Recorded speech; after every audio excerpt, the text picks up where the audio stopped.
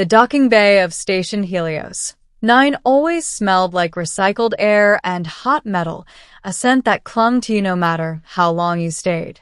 I had been there for 3 months, long enough for the hum of the reactors to feel like background noise instead of a reminder that one failure could scatter us across vacuum. My name is Jonah Hale, former Terran Recon Corps, current civilian contractor. After the war, I took jobs where questions weren't asked and histories didn't matter.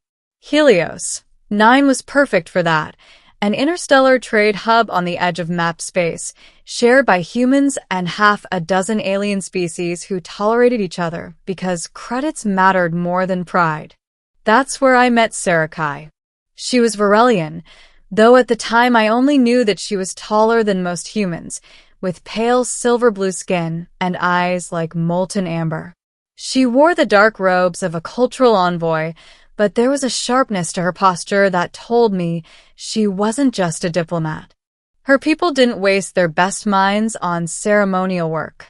I was unloading crates from a freighter when she first approached me.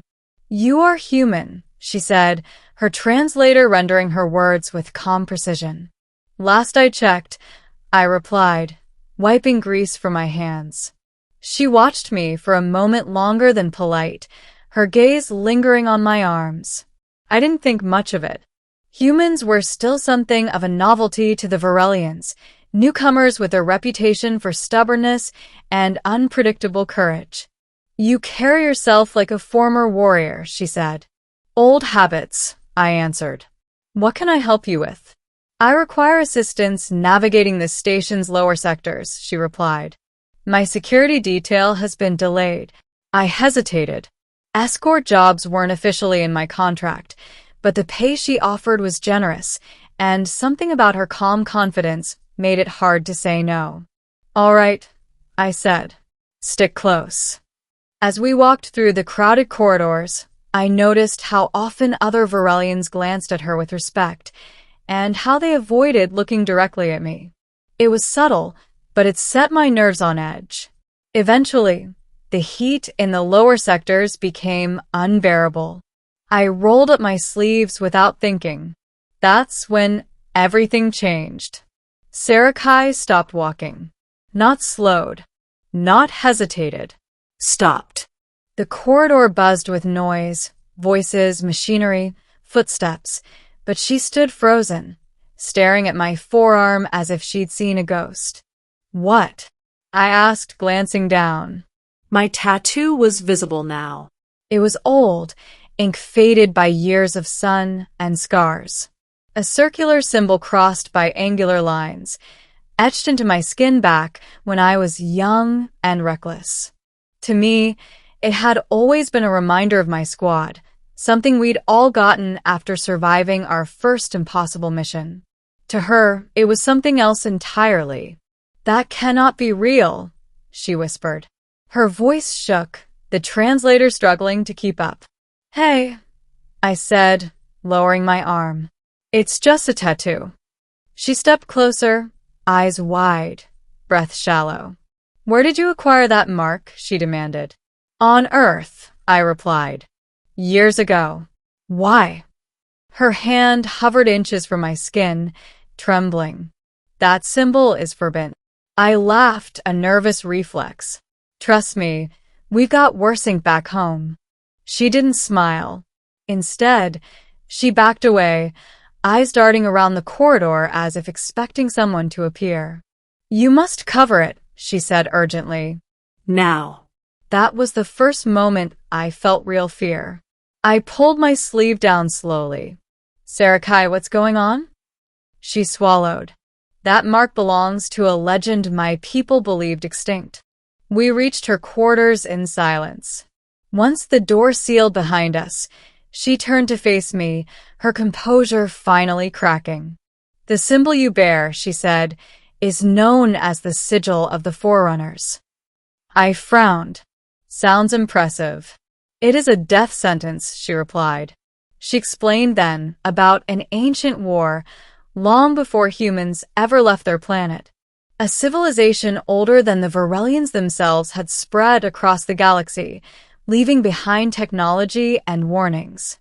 They marked their champions with that sigil, warriors bound not by blood, but by purpose. And they disappeared? I asked. They vanished, she corrected, after nearly destroying us. I crossed my arms. So, you're saying my tattoo looks like some ancient alien symbol? Coincidences happen. No, she said softly. Your lines match exactly. Even the orientation is correct. She activated a holographic display, projecting an image of a stone tablet recovered from a dead world. The symbol on it was identical to the one on my arm. My stomach dropped. That's impossible, I muttered. Yet here you are, she replied, marked as one of them. Over the next few days, word spread. At first, it was just whispers, then stares, then outright avoidance. Varelians crossed corridors to avoid me. Others looked at me with something like reverence or fear. Security officers began shadowing my movements.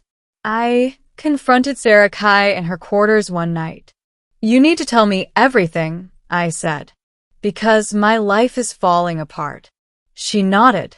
The Forerunners believed that when the galaxy faced extinction again, their champions would return, wearing the same marks, reborn among younger species. I'm not reborn, I snapped. I'm just a guy who got inked after a bad night and too much alcohol. She met my gaze. Then, why does your genetic structure resonate with their artifacts? My blood ran cold. You scanned me. I had to, she said, and the results match. That was when the attack started. First, a sabotage attempt on the station's power grid, blamed on extremists who believed killing me would prevent prophecy. Then, an assassination attempt in the market sector. I survived only because Sarakai pulled me behind a shield emitter at the last second. As alarms wailed, she grabbed my arm. You are not safe here, she said, and neither am I. We fled Helios, 9 aboard a stolen courier ship, jumping blind into uncharted space. During the long hours in hyperspace, she finally told me the truth she'd been avoiding. The Forerunners didn't vanish, she said. They sealed themselves away. Waiting. Waiting for what? I asked. For someone like you. We emerged near a dead star, its light barely illuminating a massive structure drifting in orbit, a citadel of impossible geometry. My tattoo burned. I screamed, clutching my arm as the symbol glowed faintly. The citadel recognizes you, Sarakai said, awe in her voice. You are the key. Inside, ancient systems awakened. Holograms spoke in languages older than memory, translating themselves directly into my mind. I saw visions of war, sacrifice, and a final choice, to entrust their legacy to a species not yet born among the stars. Humans. They chose us, I whispered. Yes, she said, because you survive. You adapt. You endure. The Citadel offered me control, technology capable of reshaping civilizations, weapons powerful enough to end any conflict. All I had to do was accept the mantle. I thought of Earth, of Helios 9, of how quickly fear had turned people against me. I refused. I won't be your weapon, I said aloud. The systems paused, then shifted. A new message appeared. Guardian Protocol accepted. Instead of conquest, the Citadel bound itself to preservation, defense, balance. When we returned to known space, everything had changed. The Varelians no longer looked at me with fear, but with cautious respect. The symbol on my arm faded, becoming just another scar among many. Sarakai remained by my side, her role transformed from observer to ally.